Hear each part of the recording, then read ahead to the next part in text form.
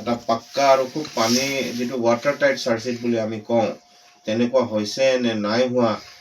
সেই বস্তুটোৰ বিষয়ে এটা সঠিক মন্তব্য দিয়াটো মই ভাবো এই মুহূৰ্তত মানে ঠিক কথা নহয় কাৰণ যেহেতু সাৰ্টিফাইড কপিটো এভেইলেবল নহয় এতিয়া সেকেন্ডলি মই দেখিছো আপোনাৰ বিভিন্ন মানে আপোনালোকৰ সংবাদ মাধ্যমত নিউজ কিছুমান ওলাইছে আপোনাৰ এনেকেও কৈছে যে এটো আপোনাৰ মানে চাৰ্জশিটখন খুব এটা ঠিক হোৱাগে নাই ময়ো বিভিন্ন ল্যাবছ এন্ড লেকুনাজ আপোনাৰ চাৰ্জশিটখন পঢ়ি পেলাই দেখিছো আপোনাৰ তো এতিয়া চাওক ল্যাবছ এন্ড লেকুনাজ বিলাক যদি আমি চাব যাওঁ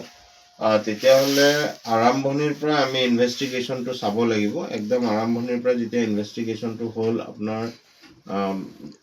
যেটো কেছত আপোনাৰ ৰেজিষ্ট্ৰেচন হৈছিল CID PS case number 18 of 2025 আৰু হেতুৰ তাত ধৰি আপোনাৰ স্পেশাল ইনভেষ্টিগেশ্যন টিমটো বনালে আৰু সেই স্পেশাল ইনভেষ্টিগেশ্যন টিমৰ যিখিনি কৰণীয় আছিল আপোনাৰ ধৰক সিংগাপুৰত গৈ প্লাই প্লেস অফ অকাৰেন্সত গৈ সিংগাপুৰ পুলিচৰ সহযোগ লৈ তাৰ পৰা আপোনাৰ ম্যাটেৰিয়েল এভিডেন্স বা ইলেক্ট্ৰনিক এভিডেন্স এবোৰ যিবোৰ কালেক্ট কৰিব লাগিছিল বা ৰিকুৱেষ্ট কৰিব লাগিছিল হেবোৰ কিন্তু মই এতিয়ালৈকে দেখা নাই আপোনাৰ যে তেওঁলোকৰ সেই চাৰ্জশিটখনত বা যিখিনি কিয়দাংশ মই পাইছো তাৰ পৰা এটো স্পষ্ট হোৱা নাই যে কি বস্তু আপোনাৰ প্লেস অফ অকাৰেন্সৰ পৰা সিজ কৰি আনিলে আনি পেলাই আপোনাৰ মানে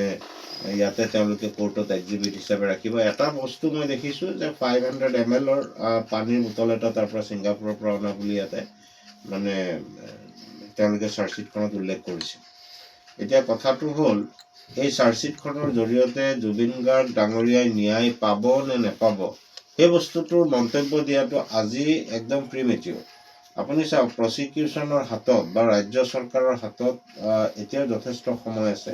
সদিচ্ছা আছে যদি তেওঁলোকে বিচাৰে তেতিয়ালে মই ভাবো যে জুবিন গাৰ্গ ডাঙৰীয়াক এই চাৰ্জশিটখনৰ জৰিয়তে আৰু যিখিনি আইনী প্ৰক্ৰিয়া আছে হ'ব কাৰণে গৈ আছে এইখিনিৰ জৰিয়তে যদি চেষ্টা চলাই যায় তেতিয়ালে এই চাৰ্জশিটখনৰ জৰিয়তে নিশ্চয় জুবিন গাৰ্গ ডাঙৰীয়াক ন্যায় দিব পৰা যাব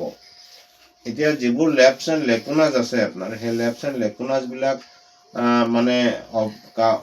কভাৰ কৰিব পৰা আপোনাৰ আইনত ব্যৱস্থা আছে কিন্তু হেতু ৰাজ্য চৰকাৰৰ সদিচ্ছা থাকিব লাগিব SITৰ সদিচ্ছা থাকিব লাগিব তেওঁলোকে আপোনাৰ যেটো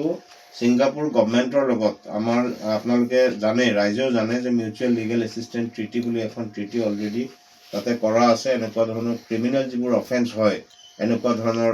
মানে কান্ট্ৰিৰ লগত সভৰেন কান্ট্ৰি এখনৰ লগত তাতে মিউচুৱেল লিগেল এসিস্টেন্ট ট্ৰিটিৰ জৰিয়তে আপোনাৰ তেওঁলোকৰ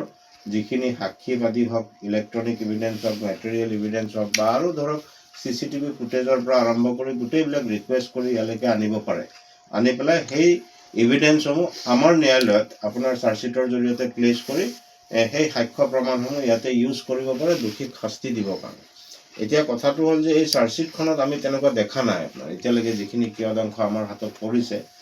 গতিকে এতিয়াও সময় আছে যদি তেওঁলোকে বিচাৰে নিশ্চয় সেই বস্তুখিনি আনি পেলাই ইয়াতে সংলগ্ন কৰি এডিশনাল বা সাপ্লিমেন্টাৰী চাৰ্জশিট হিচাপে তেওঁলোকে দিব পাৰে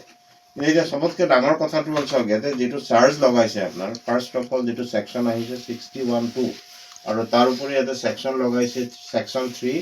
সাবসেকশন 6 সাবসেকশন 7 সাবসেকশন 8 61(2) আহিছে 103 105 316 কেজন মানৰ এগেইনষ্টে